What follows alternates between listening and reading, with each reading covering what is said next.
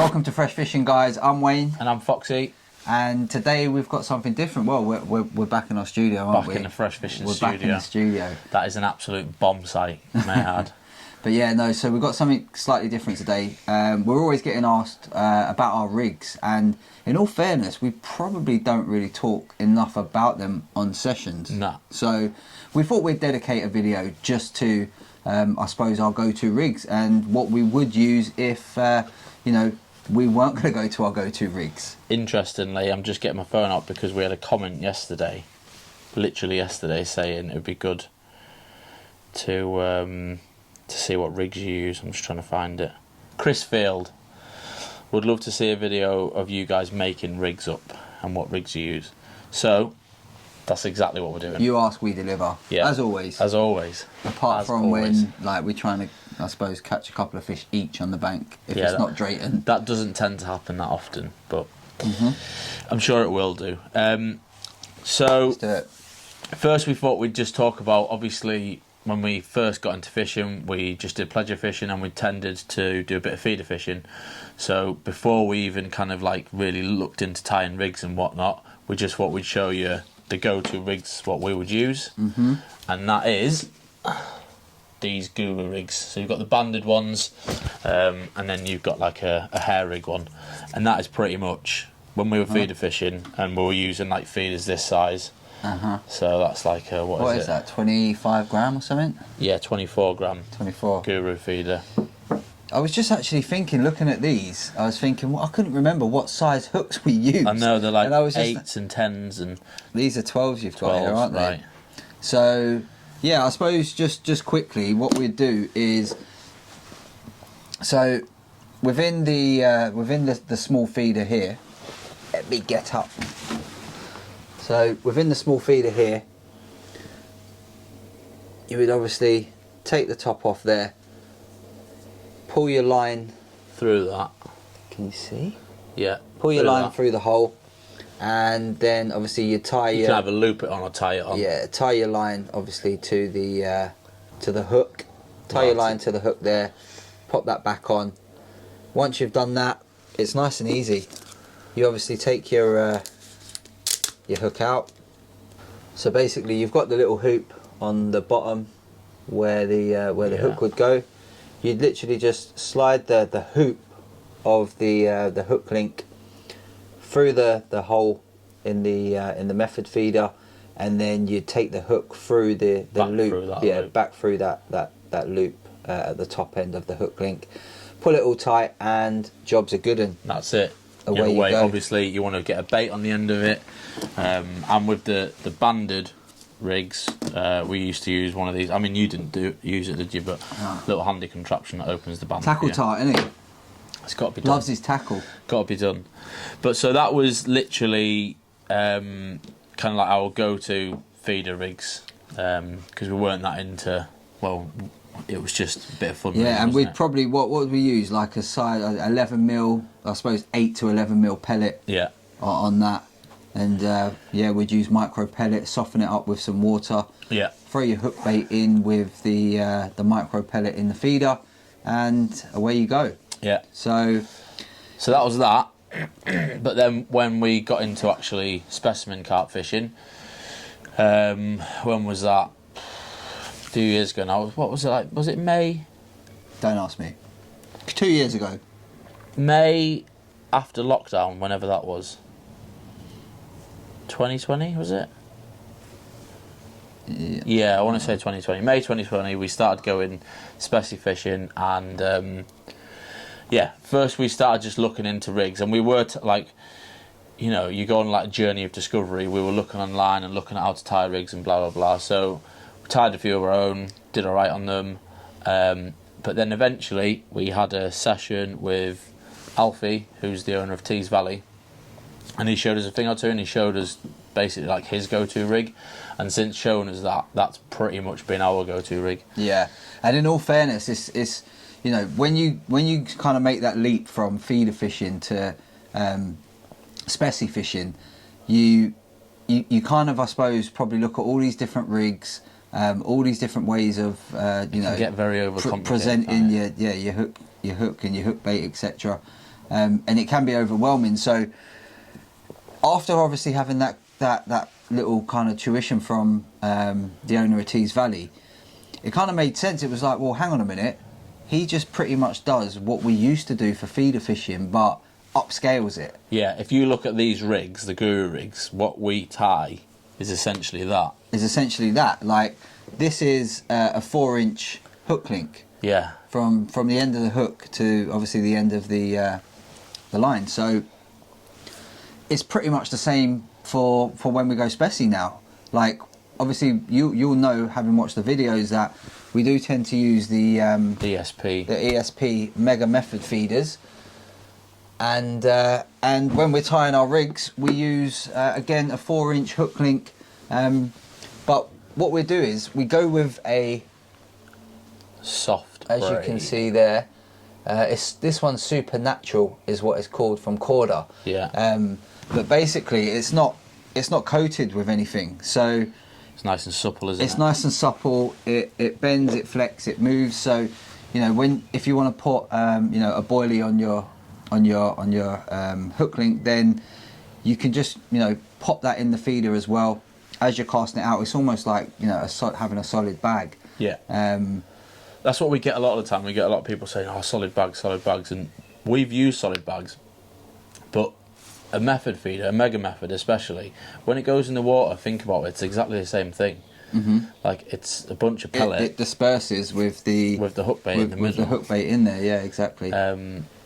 And it's just easier, isn't it? If we mess up a cast, you can quickly redo your method and ping it back out. Whereas with a bag, I know a lot of people clip them on and they've got like stems or whatever, they clip them back on, or you've got to retie a bag in it. Yeah, it takes a lot of time. And again, yeah, we're not sort of using loads of feeder mix or anything like that. We're just simply using pellets. Obviously, there won't be micro pellets for the specie stuff. You know, a bit bigger. You probably go 6 with mil, isn't it? I think 6 or 4 does the job. DNA is what we tend to use. DNA, Bug, or S7.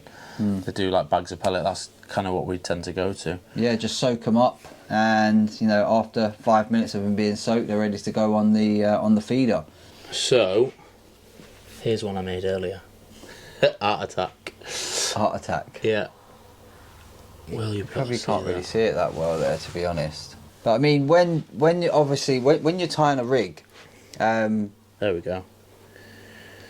When you're tying a rig, we was always kind of taught to, you know, you start off with the hair, basically, don't you? You start off with the hair, yeah, and make sure that you create that little loop for the stopper to go into, which is that bit there.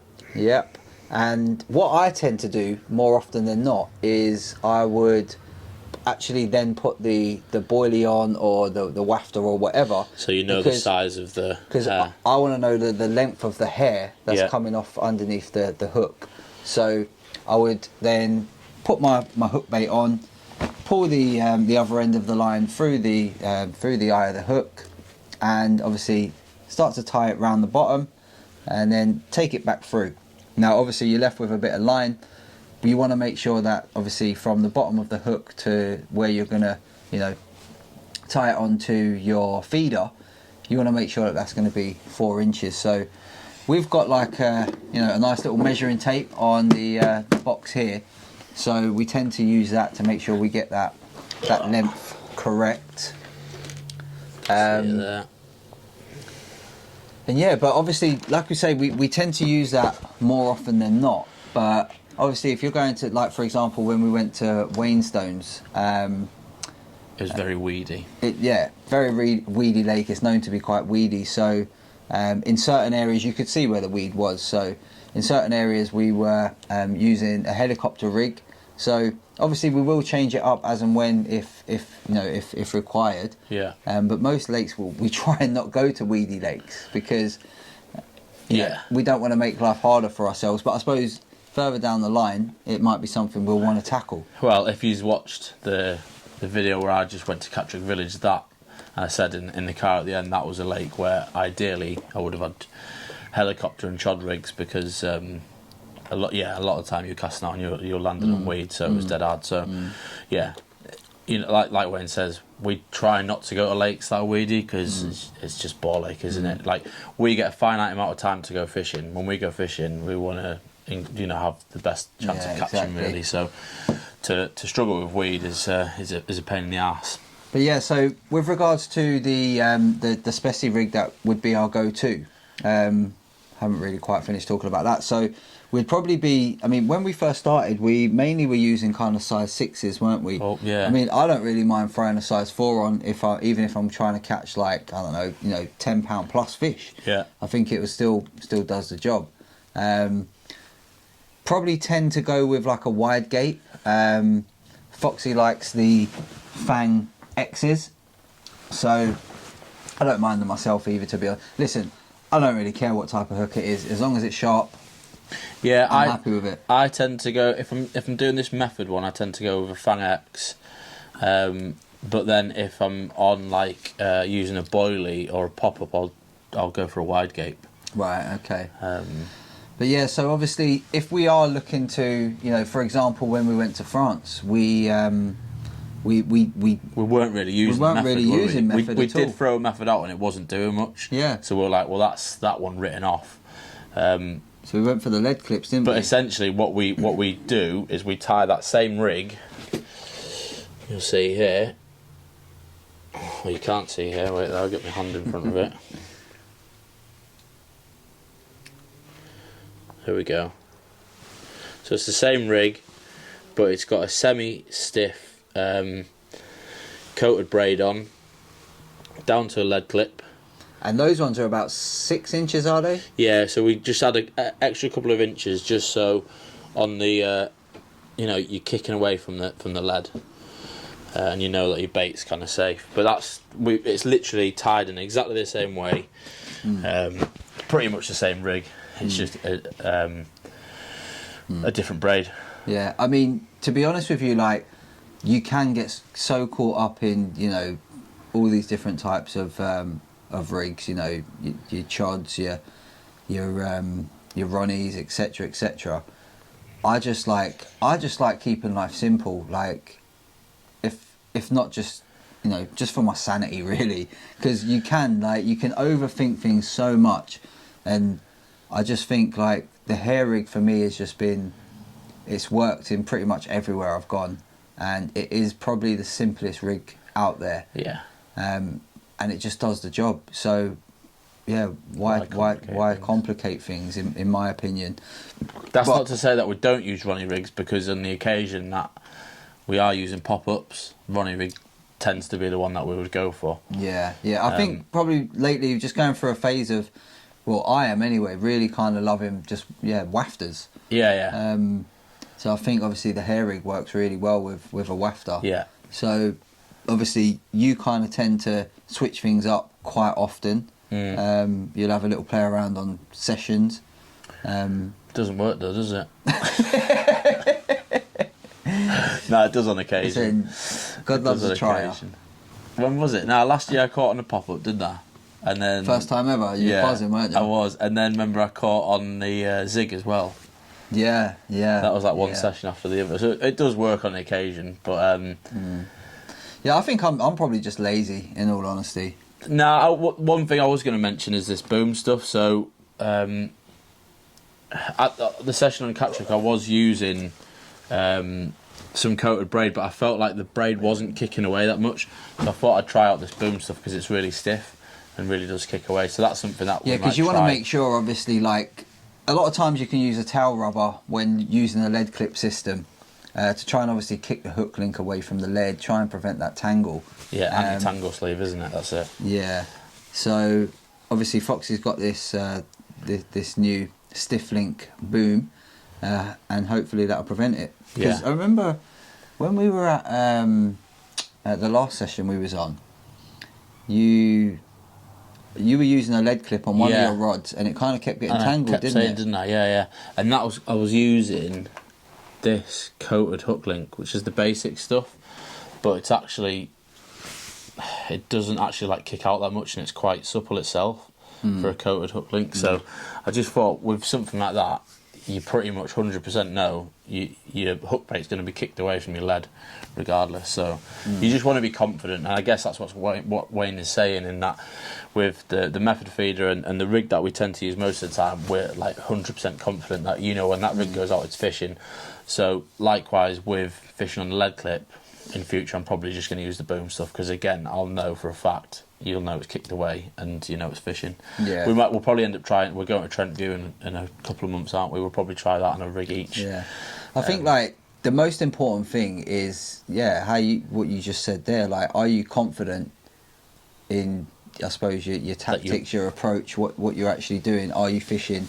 And as long as like you feel confident in it, then go with it. Yeah. Do you know what I mean? But obviously you'll only feel confident if you're catching, and if you're catching, you'll stick with a certain method, and I think that's kind of what I do. Yeah. Like, I think if I wasn't, I'm not saying I'm prolific, by the way, because I'm far from it, but if I wasn't catching, so, you know, as much as what I did, as what I was then, or am, sorry, I would be changing it up and trying different things. Yeah, but I think if you find something that works on the majority of lakes you go to, stick with it. Yeah.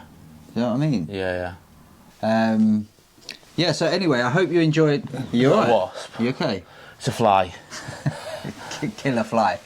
Obviously, I hope you enjoyed the video. I hope you know, us just kind of letting you know what our go-to is, and I suppose the equipment that we use, and yeah, it should be interesting. Tackle that we use. We get asked it quite a lot, don't we? So we thought it'd be a worthwhile video putting out just to show you guys, as you said, the tackle we use, the rigs that we use, and hopefully you enjoyed it. Cool. I'll leave this part to you, mate. When's the next one? We don't know when the next one is at the minute, do we? We actually don't. I guess like I will be going out to do a bit of fishing at some point. I have been kind of threatening Foxy that I'm going to do it the last couple of weekends, and just haven't got round to doing it. I might go one night next week. Yeah? Evening? Just like a short. Maybe. Foxy's just done something there. We might do something next week. Maybe just a short. You know, like we used to at Woodlands, but just chuck the rods out for a few hours. 5 till 9 o'clock type jobby. We'll see. We'll see. Could be something there. Stay tuned. There might be a little short evening sesh coming. Yeah. But yeah, obviously, thanks for watching. If you enjoyed the video, make sure you give it a thumbs up. If you don't already, hit that subscribe button and hit the alert bell so you get notifications. And we'll see you in the next one. Cheers, guys.